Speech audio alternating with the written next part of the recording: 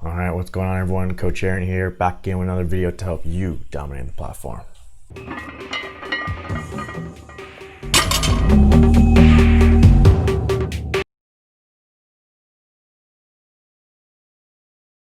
All right, welcome to another video. Today we're going to go over the squat rules of performance for a USA Powerlifting, USAPL competition. The rules are the same for the International Powerlifting Federation, the IPF. So let's head on over to my computer and we'll go over it. So I got my Instagram post pulled up here on the squat rules of performance. I'll put the link down in the description where you can go look at that post, and you can always save it for future reference. But we'll just go a little bit more in depth into each point here in this video. So we'll get right into it. And we'll start with the setup. So for the setup, you need to be doing all of these things. So you have to be facing the front of the platform. The bar has to be across your back on your shoulders. Your fingers must be gripping the bar. The thumb doesn't need to touch the bar. You have to have an upright position and knees locked. So let's go a little bit more in depth into some of these points. For this fingers gripping the bar and thumb doesn't need to touch, they've determined, IPF, that the thumb doesn't have to be wrapped around the bar, and it doesn't have to be touching the bar. So your thumb could actually be up in the air, or you can touch but be thumb wrapped over the bar, or you can be touched and thumb wrapped underneath the bar. Whatever version you want, whatever works for you, but your other fingers have to be gripping the bar. The other fingers cannot be up in the air, as is a safety issue. In addition, you need to be gripping the actual bar itself, the knurling. You can't be grabbing the ends of the collars or touching the plates or anything like that. So the fingers have to be gripping the bar, and then you can have the thumbless grip or thumbs up in the air if you want. All right, upright position. This is a little bit subjective, but basically if you think of yourself as a clock, if you're at 12 o'clock or even 1 o'clock, you are good. But if you're somewhere at like 2 or 3 o'clock, then you are too leaned over, you're not in an upright position. They're gonna tell you to replace the bar and then tell you need to be in an upright position. And then knees locked. So for the IPF and USAPL, your knees have to be locked in the competition in order to get the squat command. There is no medical exemptions for this. There used to be, and I believe the reason why they got rid of it is because people were taking advantage of it. They were getting some friend who's a doctor, something like that, to write a note saying that they can't lock out their knees, just so that they don't have to lock it out at the beginning and the end to try and lift more weight. So they got rid of that. So now you must lock your knees in the IPF and USAPL. So you need to be doing all these things in order to get that squat command to start. So let's continue on. And the other thing we'll bring up is depth. This is like the biggest issue when it comes to squat, in both the judging and also the lifter sticking that the judging is not done correctly. So here's the exact definition from the rule book. The top surface of the legs at the hip joint is lower than the top of the knees. So other ways to think about this that I put in here is below parallel or breaking parallel. Some people think that they only have to go to parallel, and that is not correct. You have to go below parallel because this top surface of the leg has to go below the top of the knee. So you have to go below parallel or breaking parallel, and you have a little picture here that not only shows the top surface of the leg at the hip joint, that's what they're looking for, and then here is showing an example where it is below the top of the knee, and they drew a little line to show the top of the knee.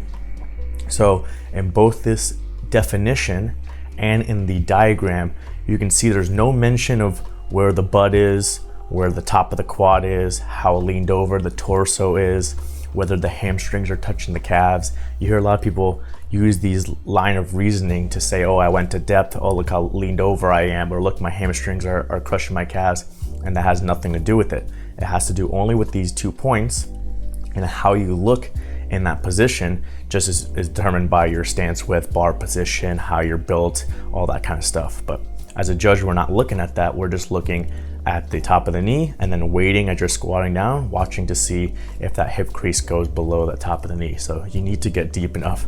And this here, an example is of minimum depth. You can go deeper than this if you want. If you want to go a couple inches lower to make sure you never have issues, then you are free to do so. We'll continue on. As I mentioned a couple slides ago, the commands. So there is the squat command at the start, and there is the rack command at the finish. So for the start, we went over those points. You have to be walked out, you have to have the knees locked, upright, fingers gripping the bar. And once you do that, the side referees put their hands down, then the chief referee gives you the squat command and puts their hand down. So you'll see the chief referee like this with their hand up as you're setting up, and then they'll give you the squat command and put their hand down. You don't necessarily have to make eye contact with the chief referee, but oftentimes looking up and seeing them kind of lets them know that you are ready, and they'll give you the command. That way you're not setting up your feet or something like that still, and they give you the squat command.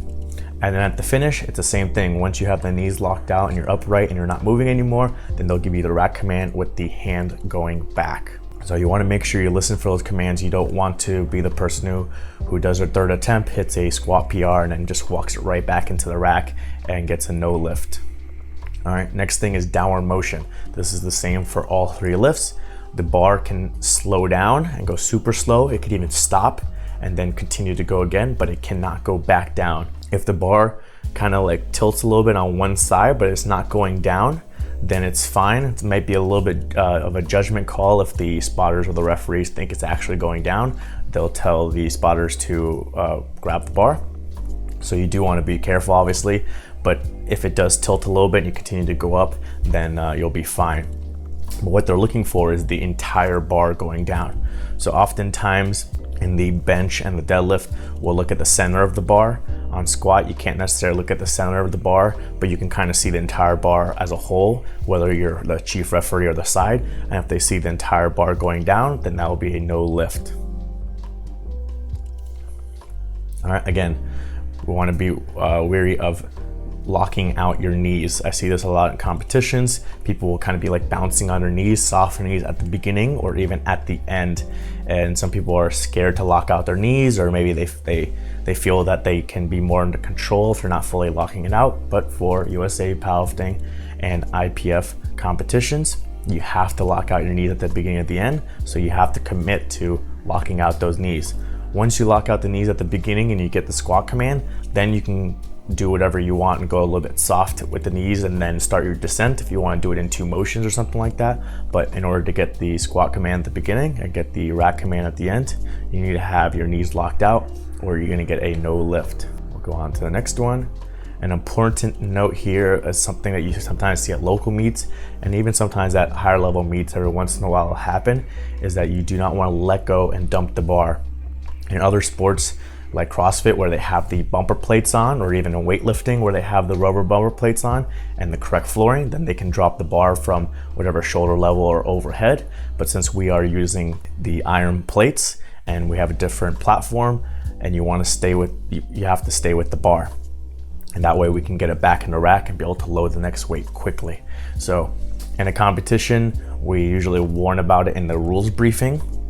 And maybe if you dump it one time, like let's say on your first attempt, you may receive a warning that time as well. But if you dump it a second time, you could get removed from the competition. And sometimes if they do warn about it, and let's say an email leading up to the competition and the rules briefing, and you just let go of it on your first with a heavy weight or something like that, or maybe injure a spotter, then they can remove you up from the competition even on the first dump. It's up to the referees and the jury, if there's a jury, to decide what they want to do. So it's very important to stay with the bar as much as possible, hold on to it, keep it on your back, and let the spotters help you back in. At minimum, most of the time, or even 99% of the time, you're gonna have 3 spotters. So between the 3 spotters and you, 4 people, you can put the bar back in the rack.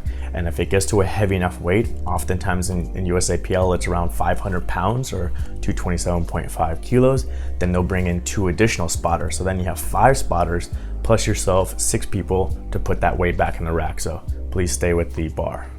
All right, and then some of the other rules, these are some smaller rules that come up every once in a while, but not really that often. One would be if the spotters touch the bar. So if they felt like the bar was going down or something, or maybe their side tilted over and they touch it, unfortunately it's a no lift, even though it's not your fault. And then it's up to you or your coach to go to the jury or to the referees and get a relift if they noticed it and feel that the spotter touched it. The other thing would be taking a step during the lift. So once you have your feet set and you get the squat command, your feet have to stay in that position.